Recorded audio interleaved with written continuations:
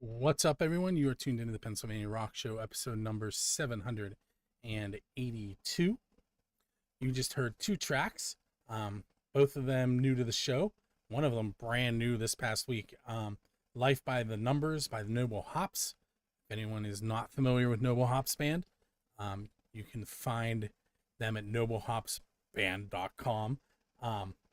And if you're familiar with Shady Lady Productions, then you actually know their lead singer and guitarist. We also heard from the band The Rumble, who was last year's Grassy Award winner from the Grassroots Band Jam from 97.7. But we played their song Ghost in the Room, which is a new song, not the one that won the Band Jam last year. With me tonight on episode 782 is JD Wolf. So I forgot to ask you while we were off the air. So I know your real name. What do you want me to call you? We'll go by JD Wolf. That's fine. Okay. So, new to the show. Your music has been played a couple times. You are in a couple different clock wheels on music from the 412. We were discussing that off the air. I was reading on your website, which we will view a little bit later, but that you kind of try and like mix the sound of the early Seattle grunge with 80s and 90s industrial music, and my question to you is, how did you come up with that? What? So originally, back in the day when I started playing in bands, I actually started playing thrash metal, and I went from thrash metal and I got with this drummer George Petras, and he couldn't keep up with me. He said to me the one day, he goes, dude, you're playing way too fast. He goes, I can't keep up with you. He goes, what do you try? Like grunge, like Nirvana, Alice in Chains. So I went home for like the next 2 weeks, just listened to nothing but Nirvana. And I got like super inspired. I mean, like you could tell by the style of guitars I play. So that was my style for the longest time, aside from when I would play with Ian Hemi and April's Fool and all that. And when I finally decided to go solo, because I just got tired of trying to find other musicians that either had the same drive, the same dedication as I had. As I've gotten older, I've found more musicians are more worried about getting money from what they're doing rather than the actual art. And I'm burnt out on it. So I was like, like back in 2020, I'm like, screw it. I'm just going to do my own music. I'm just going to do it all myself. Do bass, do guitar, do drums, and everything. And I started out, I released a cover, Where's the Man from Scott Weiland? And I released the original version of SOS. And they were both in the grunge style. And then my oldest son, he plays keyboard. Taught himself, just like I taught myself guitar. And he comes down the one day when he was first starting keyboard, and he's toying around on the keyboard, and he started making this lick on the keyboard, and I'm listening to it. And I was like, dude, what are you playing? And he showed me, and I translated it into my DAW, and we got it going, and that was the spawn of Paradox. And I was like, I'm kind of digging this like industrial style I'm doing. Like it opens up the palette. I'm like, what if for months I kept going, do I do grunge or do I do industrial? And I kept having like this inner turmoil of like, what do I want to do? Because I've always been inspired by Kurt Cobain and Nirvana, and I've always been inspired by Trent Reznor and Nine Inch Nails, even in my earliest days as a musician. And I'm like, one day I was just like, you know what? Forget it. Mix them. See what happens if I mix them. And now I've been spending my time I took SOS, redid it to sound like a mix. And then Kast and Karma is actually a redone version of an old grunge song I did way back in 2001 with my old band Karma Kast that was originally called Fire. I basically reimagined it to be an industrial song. I want to take just a moment. We do have people watching us live, but none of them are commenting on the video. So if you're watching and you have a comment or a question for JD Wolf, type it there and it'll show up and we may interact with you. We may not. We'll see what happens. All right. So You mentioned the track Paradox and SOS, and that's actually what's next on my playlist. Do you want to pick one of them and tell me a little bit more about it? Let's go with SOS, because I know Paradox was played whenever you had what was that band with that the guy that had that new band, Society is Punishment. Oh, I yes. know that was played during that. So let's go with SOS, because that'd be a little bit newer to your audience. Right. So this is like your MTV storyteller's time. Tell me a story. SOS was basically, it's written about basically people having an identity crisis. Like, hence the words in it. It's like, hello, who are you? You don't know, get a clue. Because a lot of people, I feel like anymore, they have no clue who they are.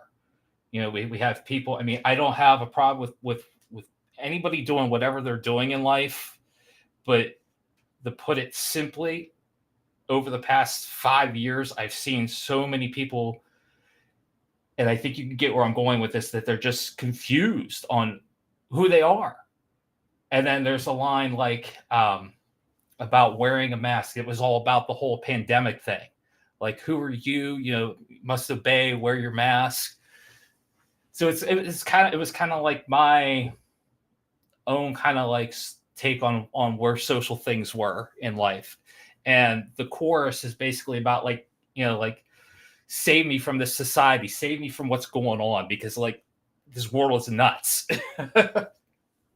Yeah. It definitely is different than, and I'm gonna go ahead and guess I'm a little older than you, but definitely different than when we were young. How old do you think I am? Well, let me tell you, I'm 48. I'm not much younger than you. But you are younger. Not by much. So we have about 2.5 minutes before we head into our first break. I'm going to hit you with one of my official / unofficial questions for Build a Scene. We'll go with Okay. the first one, and we kind of live in a similar area, so I may actually have been to this. What is what's the best pizza you've had because you're a musician? The pizza I've been really getting into around here is my wife turned me on to it, is Perry the Pizza Man's pizza. Oh, we love Perry's. We always get a 20-inch master. I think the delivery lady pretty much is like happy to see us, because we're always tipping her. She's always the same lady that comes here. Very rarely do we get a different delivery lady. We usually pick it up, one of us, on our way home, because it's sort of on our way back to where we live from where we work. It's been a while. I'm gonna have to remind my wife. I'm like, hey, we haven't had Perry's in a while. We tried like going to like Fox's and stuff, and it's just it's not the same. I haven't had Fox's in a long time, and I'm okay with that.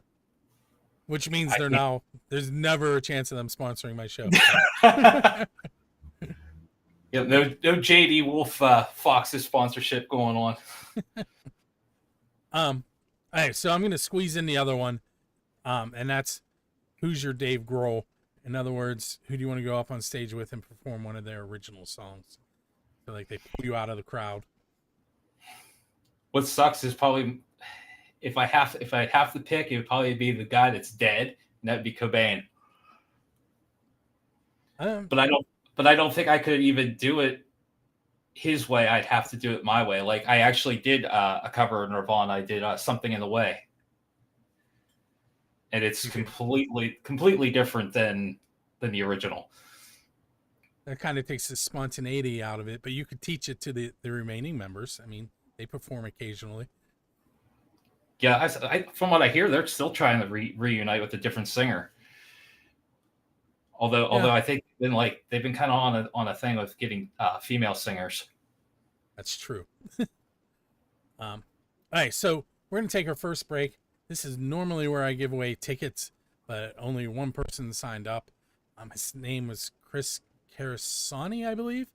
So he is headed to see Bill Toms at Jurgles on August 23rd.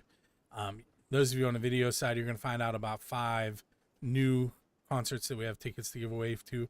And you can head to musicfrom412.com/concerts, or I'm sorry, /contests to find out some of the other ones that we have to give away.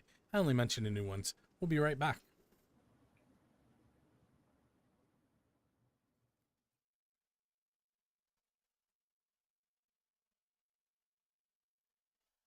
You can win 2 tickets to 5 new concerts courtesy of Drusky Entertainment through Music from the 412 by going to musicfromthe412.com/contest.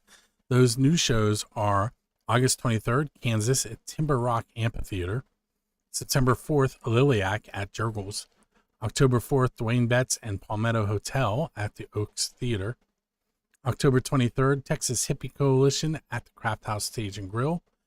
And November 17th, Richie Kotzen and John 5 at Jurgles. Those are not the only shows you can win tickets to, but those are the newest ones. Once again, head to musicfromthe412.com/contest to see what concerts are available.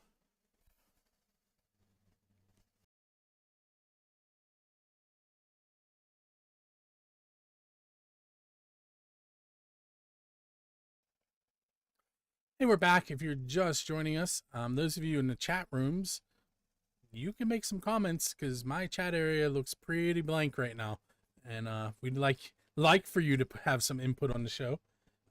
If you're hearing this for the first time, we do this Mondays at 9 p.m. and you can find us on YouTube, Facebook, Kick, Twitch. It's either Build the Scene or Build the Scene Radio. Let's see. So we just heard Paradox and SOS, both by JD Wolf, who is my guest this evening.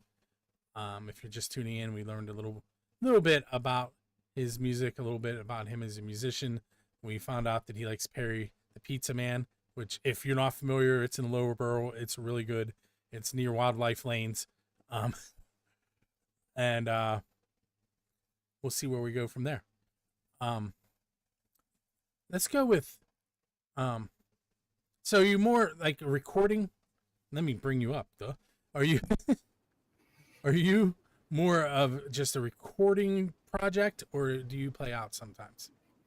I haven't played out with this. No, not at all yet. I'd like to, but the goal is right now is just to basically finish the album I'm working on, which is called No Signal, which is actually a reference to an old band that me and Ian Hemi actually put together several years ago. It was called No Signal. But the idea is to at least finish No Signal and then basically try to get some hired guns to basically do drums and bass. I know Grim Rock and Ian Hemi, when he does his Silicon Kong stuff, those guys do it by themselves.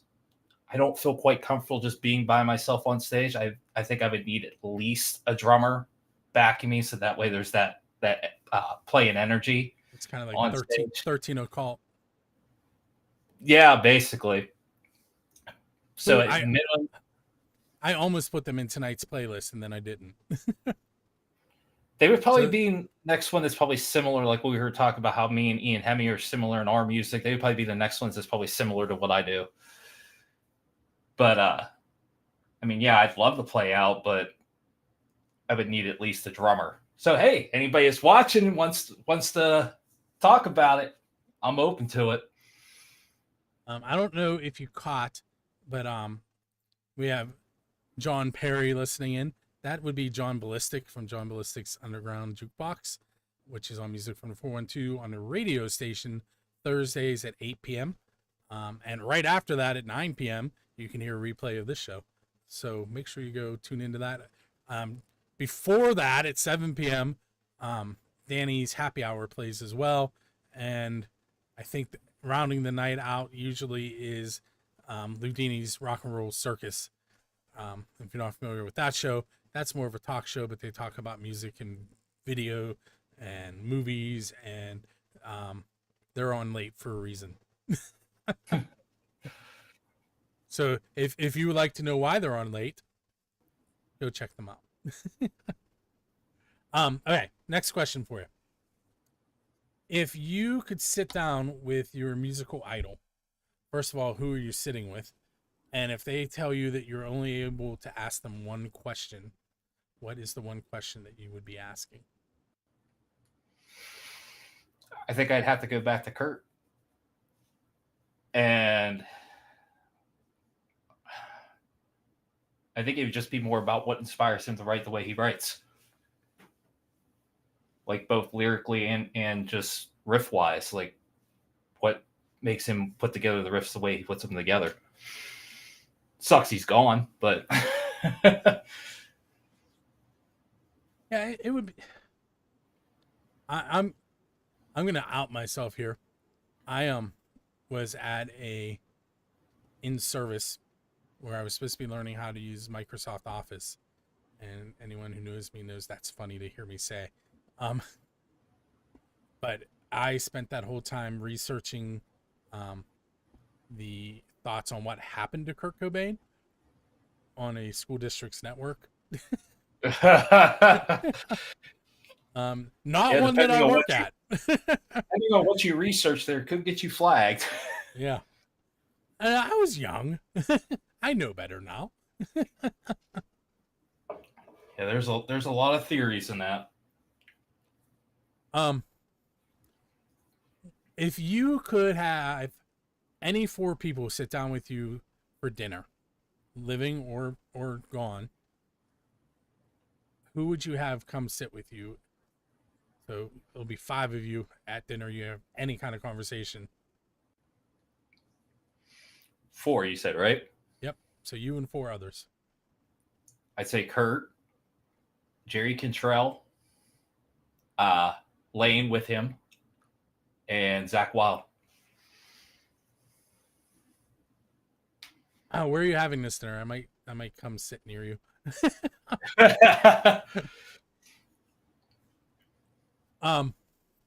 Why those people in particular? Part of my biggest influences.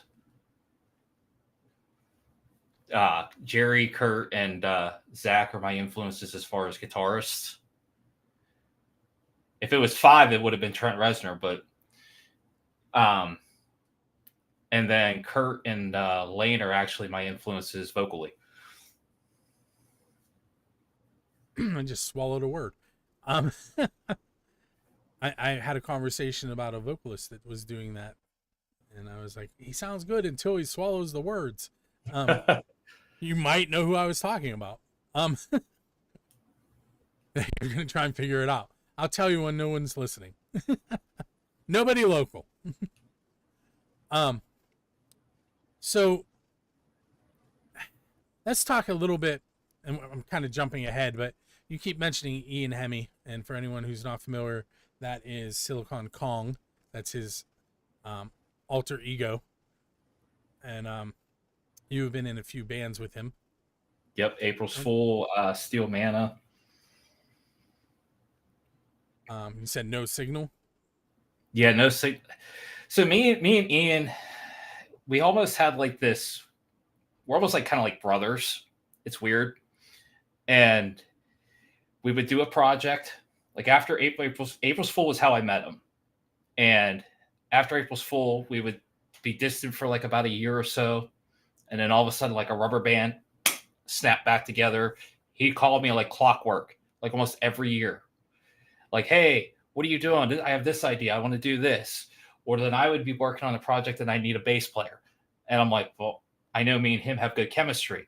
Call him up. Hey, I'm doing this project. You want to play bass? Yeah, sure. We'll play bass. And then that project would fizzle out. So we had like a bunch of like small, insignificant projects between April's Fool, which was back in 2004, 2005. And then in between that was a bunch of insignificant projects up until Steel Mana back in 2019. He's actually the one that, strangely enough, christened me with the JD name. First time I was playing with him in April's Fool, he goes, hey, JD. I was like, what do you mean, JD? He's like, well, your name's Jason, right? I'm like, yeah. He's like, and your middle name begins with a D. And I'm like, yeah. He's like, you like Jack Daniels, don't you? And I'm like, well, yeah. He goes, JD. So then when we started doing Steel Mana, he was calling himself Ian Hemi during that. And then our drummer was calling himself Kane Cross.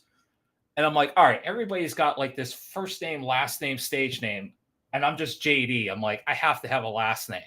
Well, my spirit animal is a wolf. Oop, wrong arm.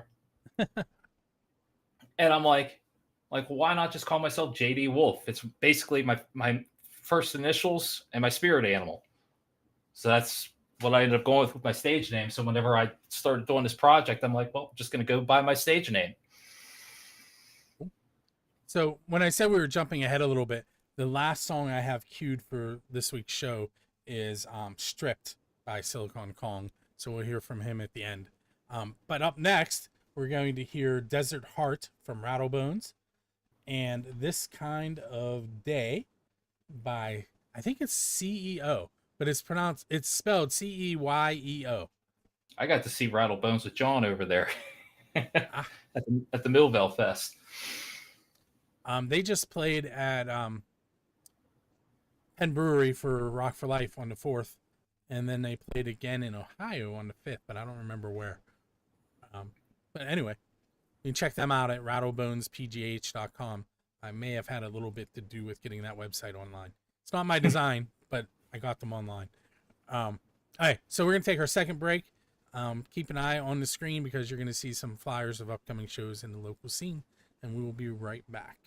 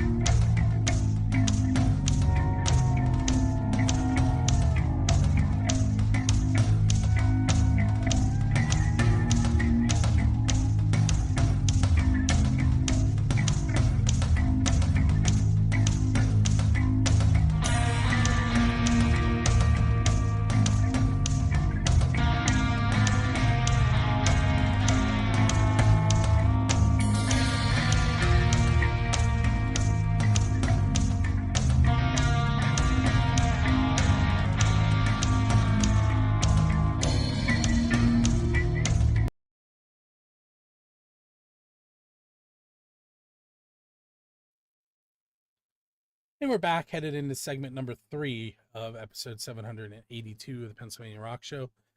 In the chat, you'll see John Ballistic says that I introduced him to one of Rattlebones guys. That would be Eric. He plays bass in Rattlebones, and he plays guitar in Royal Honey.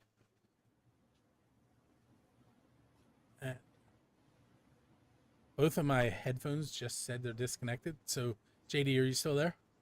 Yeah, I'm still here. Yep, they're disconnected. Try again. Yep. Can you hear me now? Yeah, of course. Bear with me for just a moment. One of them connected. All right, so Royal Honey, you can find it at royalhoneyband.com. That one is my design. Okay, so moving on, we have about another 9 minutes here with JD, and I'm going to give him some questions that you may hear or may not hear on other shows. And I'm going to switch headphones. I don't know what they're doing. They keep telling me. What you didn't want to do. Yeah, they keep telling me that they're disconnected and reconnecting, and it's kind of annoying. All right, so here's a question for you. Shoot.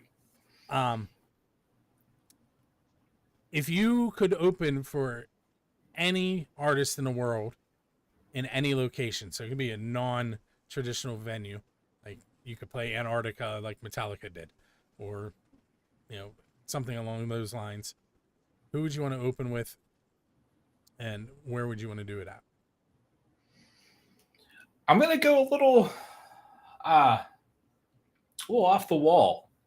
There's a band, I guess you can call him a band. He's kind of like a solo artist like myself, but Aesthetic Perfection. And play with him over at the Funhouse. He was there several years ago. He's another like industrial artist.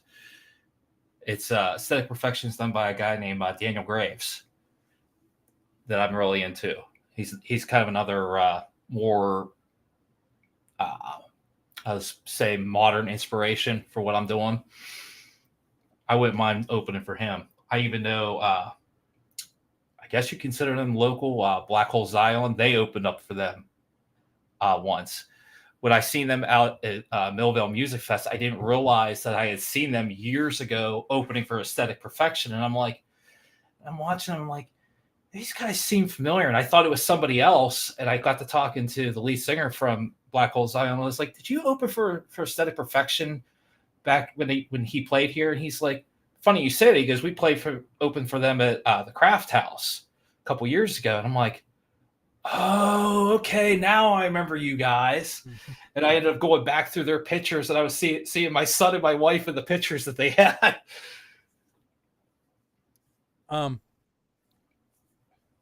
If you could co-write a song with anybody, who would you want to co-write with?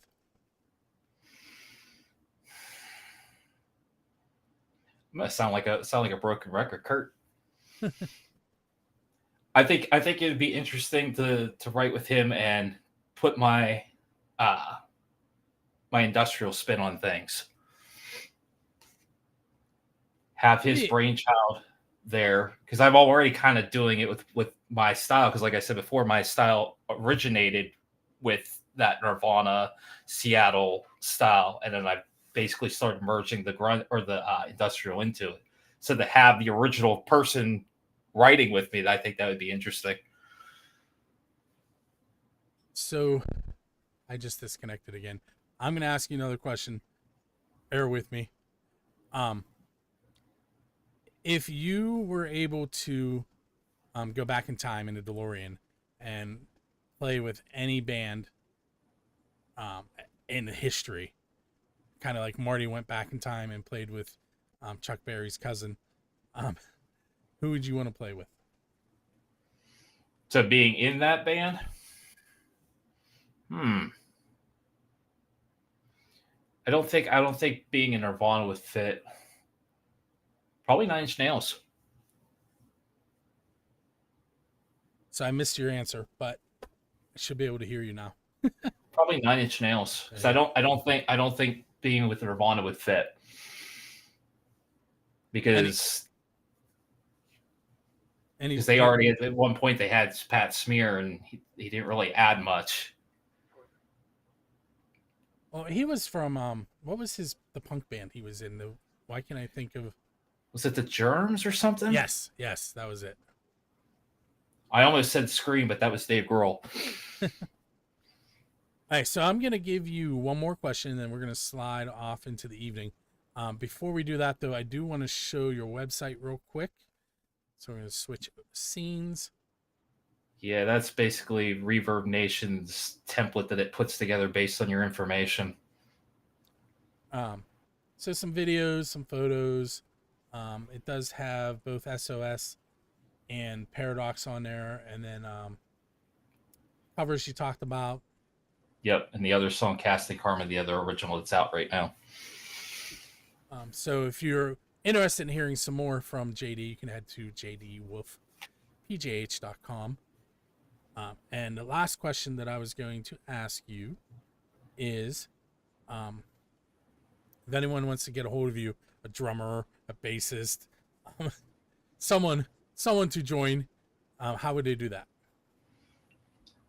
Any of the multitude of social media I'm on X or Twitter, whatever you want to call it, under JD Wolf PGH. I've also had the Facebook page, which I'm not exactly sure what the address is, but if you look up JD Wolf on Facebook, you'll find me.